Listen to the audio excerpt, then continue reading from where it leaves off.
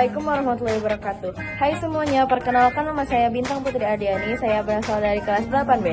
Pada kesempatan kali ini saya akan menyampaikan materi tentang IPS yang bertema lembaga sosial. Selamat menyaksikan.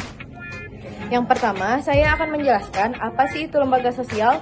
Lembaga sosial adalah sistem norma yang mengatur perilaku dan hubungan anggota masyarakat untuk memenuhi kebutuhan dan mencapai tujuan bersama. Lembaga sosial juga diartikan sebagai peranata sosial atau lembaga kemasyarakatan. Yang kedua, saya akan menyebutkan beberapa ciri-ciri lembaga sosial. Yang pertama, memiliki simbol identitas yang mencerminkan tujuan dan identitasnya. Yang kedua, memiliki tradisi dan tata tertib yang kuat. Yang ketiga, memiliki ideologi atau gagasan yang dianggap ideal oleh anggotanya. Yang keempat, memiliki alat kelengkapan yang tepat untuk mencapai tujuan. Yang kelima, keberadaannya tidak mudah tergantikan. Kemudian, saya akan menyebutkan beberapa contoh lembaga sosial.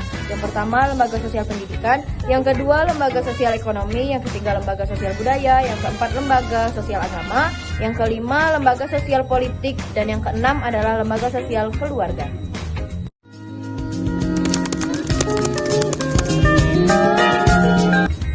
Saya akan menjelaskan apa sih itu lembaga sosial pendidikan.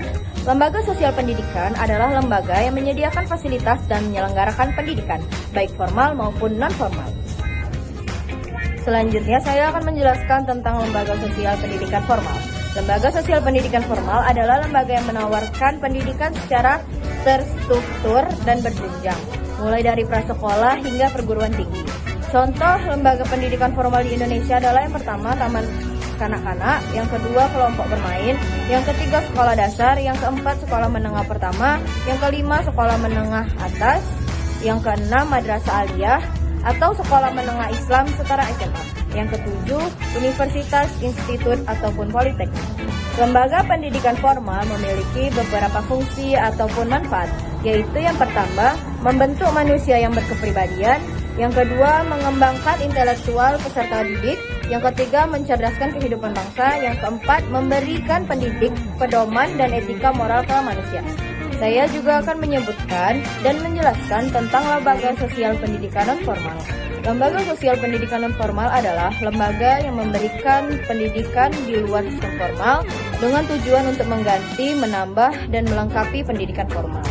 Contoh lembaga pendidikan non-formal adalah di antara lain, yang pertama lembaga kursus, yang kedua lembaga pelatihan, yang ketiga kelompok belajar, yang keempat pusat kegiatan belajar masyarakat, yang kelima majelis taklim, yang keenam sanggar, dan yang ketujuh tempat penitipan anak. Lembaga pendidikan non-formal juga memiliki banyak manfaat, di antaranya yang pertama aksesibilitas yang lebih luas, yang kedua fleksibilitas waktu dan tempat, yang ketiga pelengkap atau pengganti pendidikan formal, yang keempat peningkatan keterampilan dan kualifikasi, yang kelima peningkatan taraf hidup, yang keenam pengembangan potensi peserta didik, yang ketujuh pemberdayaan masyarakat.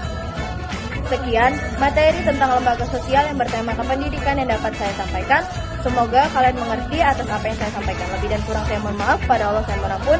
Nun wal qalami wa mansurun. Wassalamualaikum warahmatullahi wabarakatuh.